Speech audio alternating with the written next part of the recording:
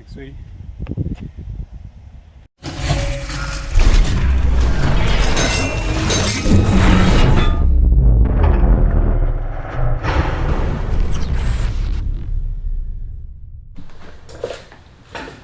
Alright, so that really was my very first ride on this bike.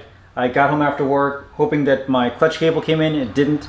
And I realized that I could actually use the original clutch cable, which was in poor shape and way too long, but good enough for a couple of rides up and down the street. And actually after that I went ahead and did a couple mile ride, and I'm happy to say that this bike really does run almost as good as it looks. There's still a lot of little adjustments that I need to make. The clutch and brake levers both need to be adjusted. Also, the hand levers need some tweaking too. But as far as power, I was surprised how much it actually made. I know I'm probably comparing it too much to the Monkey or the CT bike and not as much comparing it to the ZX6R, but it falls somewhere pretty neatly in the middle, and I really didn't push it too hard yet since I'm just getting a handle on the bike and want to make sure that everything's good before I start running it too hard.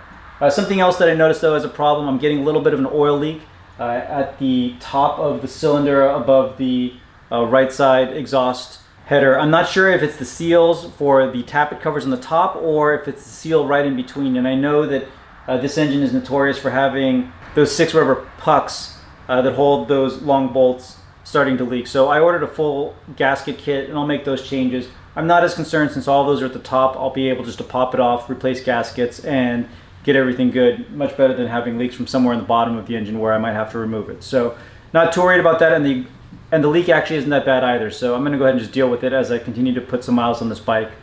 There's a lot of other small things that I need to do too. I need mirrors on it. I need gauges. I still need to get the Honda emblem ordered and installed.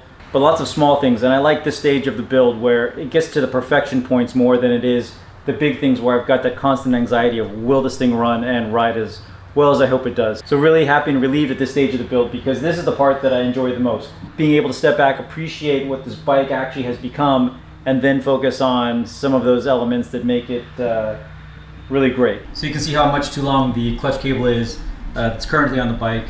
The one that I bought is for the 750, and it's also the shorter version, so it's 3 inches shorter than the normal 750, which I think was also already 3 inches shorter than the 650. Anyway, let me get this off the bike and I'll lay them side by side so you can see the differences between the old and the new. But since I have the clip-ons, it brings the overall height of where this lever usually would be down quite a bit. So this is the Motion Pro 020124 clutch cable, and it's measured 7.5 inches shorter than the stock CB650 cable. So the new clutch cable fits really neatly, files up cleanly, and fits much better. It has though just enough slack for the left turns that prevents it from binding up the cable. Something that I didn't mention in the previous videos is that I did have to make some adjustments to the exhaust to fit and clear my Cognito-Moto rear sets correctly. So now I have about 2 inches of clearance down here, but I had to have the collector here angled down about 5 degrees and re-welded so that the exit point was a little lower than it was before. So I do have the correct clearance here now. Something that I also need to do though is build a mounting bracket from this rear peg holder to the exhaust. There's a bracket on the other side of here to hold it. So I'm just gonna get a piece of aluminum, make some bends, clean it up, paint it, and that should look pretty good. But while this holds well enough for some of my test rides, I don't want this constantly vibrating, plus I just don't like the look of a shaking exhaust there. But I'm going to go ahead and bend a bracket together and get that installed. I'm also planning on eventually running the Cognito-Moto rear sets. They're a similar set of pegs like this. I believe they're a little bit smaller, and I'm going to angle them to kind of be parallel with this bar. I think that'll look pretty good.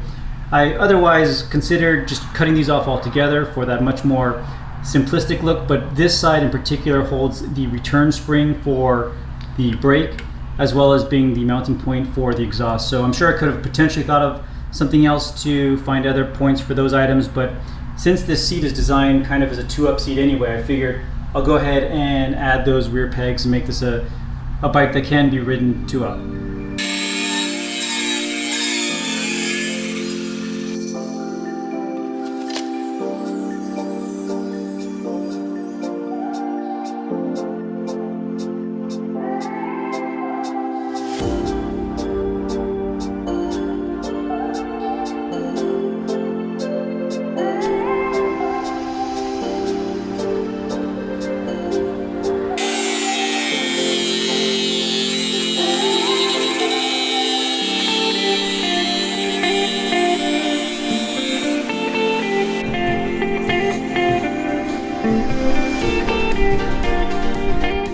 bracket came out great. I also had to make this washer with a half washer on one side because these mounting points here have this strange cutout where it's raised on half side and not the other.